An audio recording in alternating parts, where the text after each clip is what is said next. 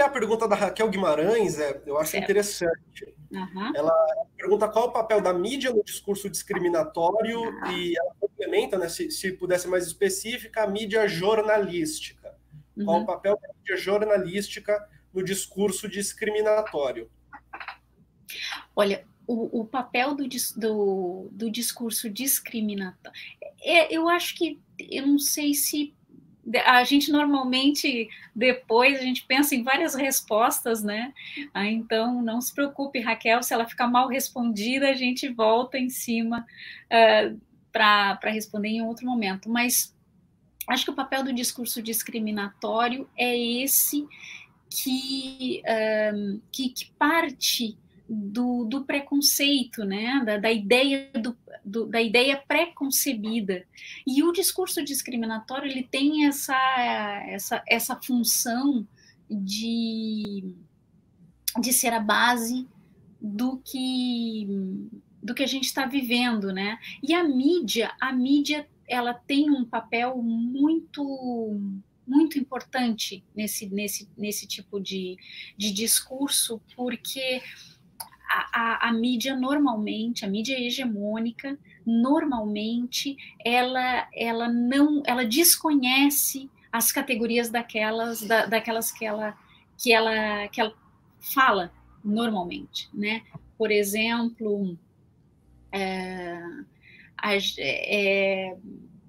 ainda mais agora, né? Com as coisas muito feitas assim pela internet, mas em outros tempos também, pessoas que escrevem do escritório sobre as favelas, por exemplo, pessoas que nunca estiveram numa favela e escrevem sobre a favela. Então, você não pode ter um discurso, você não pode construir discursos em cima da realidade que é vivida por aquelas pessoas, né? Você vai pegar dados e vai, sem conversar normalmente com ninguém, você vai criar um discurso dentro da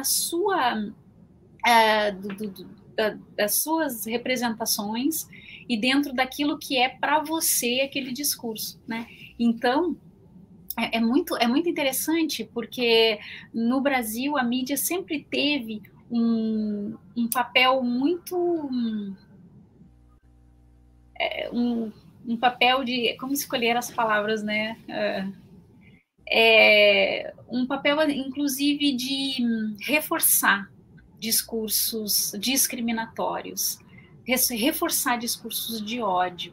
Você vê muito por como eles tratam, que não é, que nunca é da mesma maneira, brancos, jovens brancos que roubam ou que usam drogas, de jovens negros que cometam os mesmos delitos ou delitos inferiores, né? Então você vê aí, você vê assim que um jovem, Rafael Braga, se não me engano, o nome do jovem, um jovem negro que andava com uma maconha e eu acho que era isso, né? E Pinho-Sol, e foi condenado a 11 anos de prisão. Isso é um absurdo, né? Porque os alunos das faculdades privadas, a maioria, muitos deles usam maconha, fumam um cigarro de maconha, então, e não tem o mesmo problema, né? Então, e normalmente devem, se carregarem um pinho-sol, não vai haver problema algum.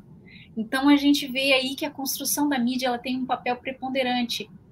E eu noto que a Folha de São Paulo, por exemplo, ela tá tentando transmutar algumas coisas, alguns pensamentos, algumas coisas assim que eram bastante rígidos, mas que eles estão tentando se adequar, né, a essa nova realidade mais inclusiva, né, e não só trabalhando com dados, porque daí você pega o que constrói o discurso discriminatório é isso, são dados, né, e uma ideia discriminatória. Então, você vai colocar isso tudo no papel, você vai contribuir à formação do imaginário social negativo em relação àquela categoria. Então, eu acho que é basicamente isso. Espero... O dado sozinho não diz nada, né? Exatamente. De um molho teórico ali para a gente poder concluir alguma coisa. Uhum. Isso. Primeiro, sobre a maneira como se trata, eu acho que já é de conhecimento público que se um jovem branco tiver com 1 quilo de cocaína, ele vai ser um suspeito. Exato, exatamente. Se um jovem negro tiver com 30 gramas de maconha, ele é um traficante. Ele é um traficante, de maconha, que toda é difícil você encontrar um jovem, assim, cada 10 jovens, 6 já fumaram maconha, né? Sim. Então, assim, é uma questão, e isso aí constrói no nosso Brasil o que a gente chama de violência real, né? Ela sai do que era simbólica, do que era velada. Quando a gente fala em discurso velado, no caso do racismo, isso é coisa do passado, isso é coisa de 10 anos atrás. O discurso velado ele não existe mais. O discurso velado ele deixou de existir no momento em que o Bolsonaro e seu clã, né, e seus seguidores, os seus apoiadores, começaram a ganhar o espaço público dizendo, não, realmente, não dá mais para... Agora a gente não consegue falar mais nada, essa coisa toda, isso aí ele é um incentivador, né? Ele usa o cargo para amplificar esse tipo de discurso. Sim. Como a gente vive num momento em que propagar um discurso não é um monopólio da televisão, por exemplo, como era até pouco tempo, ou do rádio, como era anteriormente, hoje as redes sociais elas fazem isso com uma eficiência talvez até maior do que a televisão um dia sequer pensou em ter, né? Uma eficiência que a televisão nunca teve. A gente teve, há 2 dias, se eu não me engano, uma influenciadora digital bolsonarista usando dados estatísticos de que estatisticamente negros cometem mais crime. Para justificar... Sim. Viu isso? Vi. E isso é de um nível de racismo claro e explícito. Descomplexado, que é difícil, né? Descomplexado, assim. Assumido. Já que negros cometem mais crimes, então é natural a gente ter medo de negro e é natural a gente chamar a polícia para o sujeito que está na esquina fazendo nada, né? Mais ou menos isso. Teve eu não sei se você viu, mas eu gostaria até de deixar no link aí para... um jovem influenciador negro fez um vídeo justamente refutando e respondendo esses discursos, e aí ele vai evocar a questão das guerras napoleônicas, das conquistas, e ele fala isso de um humor, assim, ele realmente é daquelas pessoas que, naturalmente, quando ele fala, ele é engraçado, mas o discurso desconstrói perfeitamente essa questão da estatística, né? Que é aquela estatística que a gente quer ver, a gente teórico, né? Que é essa influenciadora e seus apoiadores, né? Aqueles que concordam com isso querem ver, porque na realidade a gente tem uma situação de exclusão, né? E a gente tem uma construção que é colocada em cima do ser branco e do ser negro. Né?